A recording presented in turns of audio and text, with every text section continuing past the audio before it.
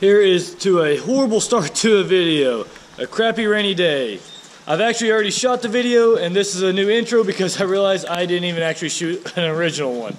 But in this one, the truck's getting worked on, the Cherokee's being worked on, and the Jeep is being worked on.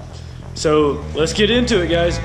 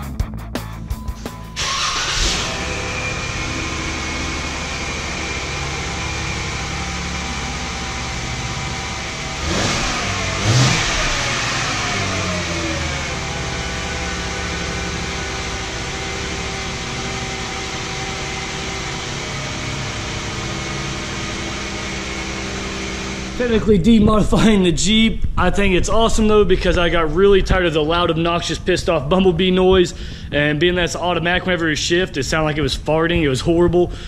And here in a little bit in the video, you'll be able to understand why. Well, first off, our little one got a brand new 4x4. It's actually pretty sweet. It has a working radio, USB to play MP3 and all that, working LED headlights. It's kind of crazy, but you'll understand why the Jeep is parked in the center of the garage here in a little bit. But first, we are starting with the old school Jeep. It needs to go to the shop. Actually, so does that one, and so does the truck. All three vehicles will be going in the shop today, and I am a little bit behind on the videos, but it is for a good reason, and there's a lot going on in this video to make up for it. So we'll jump into the old school, take it to the shop, explain what's wrong with it. Jump into the good old daily. It's over 250,000 miles on it. People wanting to hear it running. It doesn't sound the best when it's running. Oh, of course, since right now I have the GoPro going, the check engine light is off. That is awesome. Of course it'd do that to me.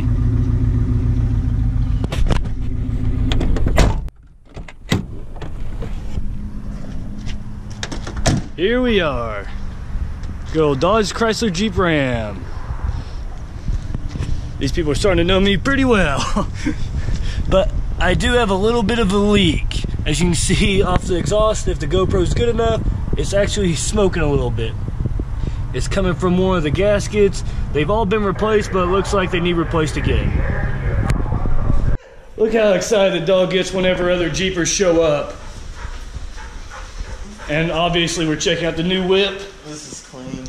It actually has real shocks, so that means it should be able to be lifted. Has sound effects.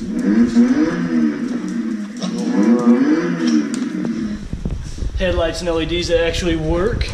Are you serious? Yep. What the hell? Then you have your good old radio. Dude. Scrappy's going nuts over Julian. Jeez. Dude, that's a bargain.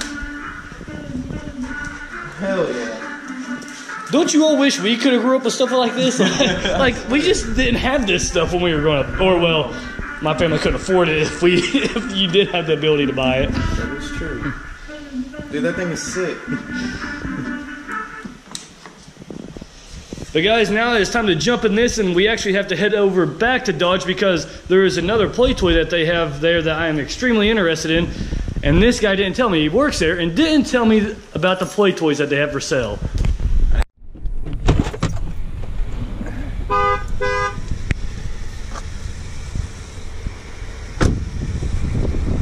There she is.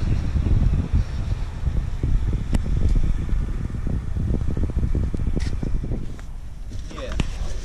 Oh man. I can't say this would be a dream car for me. Only 1,000 miles on it, guys, so tell me what you think. I don't have time for this video. I have too much going on to do a full review of it. but maybe come back and do a video on this guy and see what the possibility of it being in the garage would be. dropping the Jeep off at TSI, to where now we're down to one vehicle, but this is only for a short period of time. Tyler's just going through and retightening everything, making sure everything is still up to spec after taking it off-road, because he wanted me to come back in a week later and make sure everything was good anyways.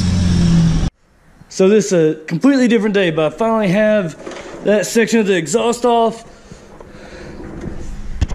And here it is. This is what took me so long to get an exhaust tip. I custom ordered it to where to have a white tip with a black overlay.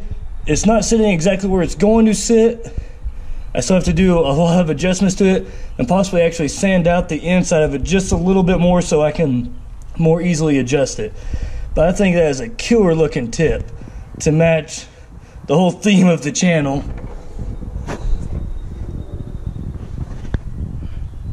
Now I showed you the diesel tip that we waited on for 2 months, but the tip is absolutely awesome. I don't think anyone else has the same tip as me, so that is killer, especially with a lot of car shows and truck shows coming up anyways. But looks like we're gonna have to put a new transmission in this guy. Kind of sucks, but it is only 600 bucks, and I think that is pretty killer, being that I still got one heck of a deal on that thing. And for the Rubicon, the only reason why it was at the shop was to get everything tightened up, make sure all the torques are good to go, everything checked out perfect. So now I am left with just detailing the Jeep and getting ready for the rod runs, which, by the way, we will be at the rod runs. Surprisingly, it's kind of cool, but a lot of people on YouTube and Instagram have been asking if we are going to the rod runs due to us being here in Tennessee anyways. Yes, both vehicles will be there. The Jeep and the truck will be there. And I believe we will be sitting in TSO's booth. I do believe that, or we will be in the truck or Tennessee Diesel Addicts booth. And I hate to break the news, I had a huge upgrade for the truck coming. Huge upgrade. But I'm one of the first ones to buy it, and the product is has horrible delays right now. So the next video will have that awesome upgrade, and I'm not going to make you wait till the end of the video for the upgrade. It'll be the first part of the video, because the second part of the video next week will be me trying to see what my competition is in the Jeep field, in the Wrangler field, and in the diesel world, due to us being over at the rod runs. I really wish I had a lot more updates for you guys. I promise the next video will actually be the huge exciting one. Well, for me anyways, because I'm finally doing the truck modifications. I'm stepping away from the Jeep for a little bit. But anyways, if you enjoyed the video, please give it a big thumbs up. Stopping by for the first time, please subscribe. You all have a great day.